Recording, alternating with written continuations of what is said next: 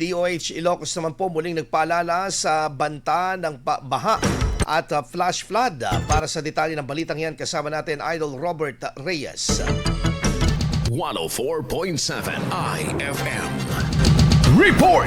Muling nagpaalala ang Department of Health Ilocos Region sa publiko na maging handa at sumunod sa mga hakbang sa kaligtasan sa gitna ng patuloy na nararanasang malalakas na pag-ulan na maaaring magdulot ng pagbaha at flash flood sa iba't ibang lugar sa bansa. Ayon sa DOH, mahalagang lumikas agad kung may nilabas na babala ng pagbaha upang maiwasan ang panganib sa buhay. Pinayuhan din ng publiko na huwag tumawid o magbaneo sa rumaragasang tubig dahil maaari itong magdulot ng aksidente at pagkasawi. Binigyang din ng ahensya na hindi dapat hayaang maglaro ang mga bata sa baha, kanal, sapa at ilog dahil sa panganib ng pagkalunod at pagkahawa sa iba't ibang sakit. Dapat ding mag-ingat sa mga nakatagong panganib sa baha tulad ng mga butas sa kalsada at mga matutulis na bagay na maaaring magdulot ng pinsala. Hinikayat din ang publiko na iwasang lumusong sa baha hanggat maaari upang makaiwas sa leptospirosis at iba pang impeksyon. Kung hindi maiwasang mabasa ng baha, mahalagang agad na maghugas ng katawan gamit ang malinis na tubig at sabon upang mabawasan ang panganib ng pagkakasakit. Samantala, pinayuhan ng lahat na agad tumawag sa 911